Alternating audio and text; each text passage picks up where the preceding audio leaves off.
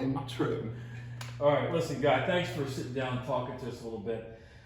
With your measurables, right, your physical measurables, passing the eye contest, can you explain why you didn't have any offers or D1 offers coming out of high school? Tell me a little bit about your story through high school. Well, I mean, that's a deep answer, honestly, when we get into it, but there's a lot of variables that go into it. Looking back now as a relatively grown man going through college and everything, there was a lot of things that I wasn't ready for coming out of high school. I was undersized, but that wasn't even the biggest thing for me. It was mentally. I wasn't there. I wasn't ready. There was a lot of things that I still had to learn, a lot of lessons that I hadn't learned yet through football or through school or through life that honestly I wouldn't have succeeded if I went Division I. Okay. So you go on to JUCO. Now, most players, when they go JUCO, they're looking to leverage that JUCO experience into a FBS or FCS offer, and that didn't really happen. You can kind of explain a little bit, tell us a little bit about that journey. Absolutely. Well, it ties right back into question one, honestly, when I wasn't ready. The biggest thing that I needed to learn when I went junior college is how to be a student athlete. I needed to learn how to learn, not just the game of football, but how to learn in a classroom setting. There was a lot of things that I wasn't ready for in the classroom that propelled me through junior college and set me up to fail, and I had to overcome all of those things through just ups and downs, my ebbs and flows of life. Like anybody else, I had to just keep fighting through it. When you're fighting through it, let me stick with that a little bit. When you're fighting through things, usually there's kind of a personal, what you define as a personal low point, or some point at which you make a decision and you're going to start to turn things around. When did that happen for you in the junior JUCO experience? Definitely going into year two, about 2.5 years in, going towards year three, when I had transferred to NEO, I was at a really low point, both mentally, physically, emotionally, a lot of things. I had to do a lot of things in my life to fight out of that. But the biggest point for me was just finally deciding that I was capable.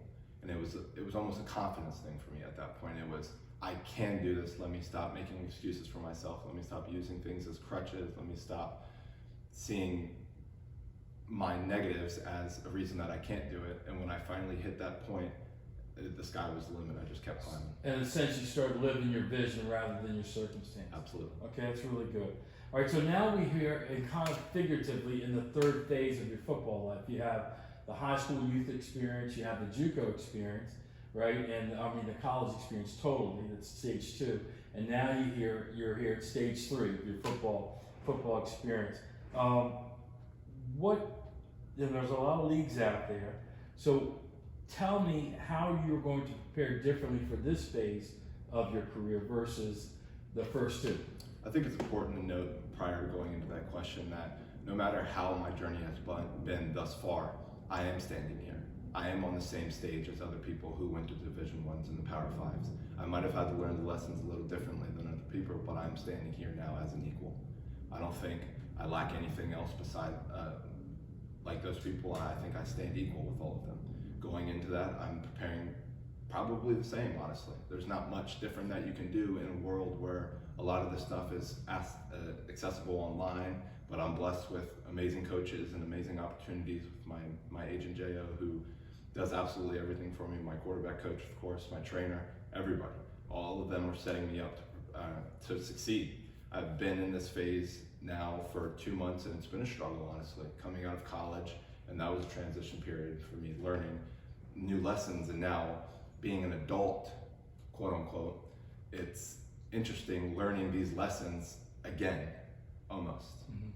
Well, tell me a little bit about your schedule. Well, how do you schedule yourself? What's a typical day from the time you wake up till you leave all your coaches and trainers? Just sketch me through that day. Well, I shoot for getting up at 8 a.m. That's my get up time. Most of the time I'm watching film or anything football related in the morning. I shoot for breakfast, depending on when my training is that day, rather if it falls at 11:30 or 12 will depend on how big my breakfast is that day. I usually pack lunches and stuff like that, because once I'm out the door until 8:39 at night. I'm training in the facility, mobility, high intensity, strength, flexibility, and a lot of rotational training, which of course helps with my quarterback. Mm-hmm. Everything I do as a quarterback, really. And then I've been blessed with the opportunity to go to a sports recovery lounge where I'm getting a lot of treatment on my body, because taking care of your body is the biggest thing in this business. If your body can't go, then you can't go. Right. So I'm doing a lot of things to take care of my body and my mind through the whole thing, on top of training twice a day. Okay. You get on the field at all? Yeah, every single day. You do get on the field. You throw a little bit. Yeah. Okay, great. Imagine that let's carry this scenario through. So you've got a scouting report that's been generated, and at least somebody deems you as a priority free agent. So that kind of moves you up. You have combines coming up here pretty soon, and let's say that goes pretty well, and you bubble up to the point where GMs are starting to consider you, maybe spending a draft pick on you, or invite you to camp, or supplemental with all the different leagues out there. What would you, in 90 seconds, could you state your case to a couple of GMs that might be interested? Why should they spend a draft pick on you? I think it's pretty simple, and it's something that has been an up and down, honestly, but seeing it now and the person I am now and the confidence that I've built to this point, simply put, I'm the person you're looking for. I'll do anything that you need me to do. And that's almost a cliche answer in our world now, with everything being online and the amount of athletes that are out.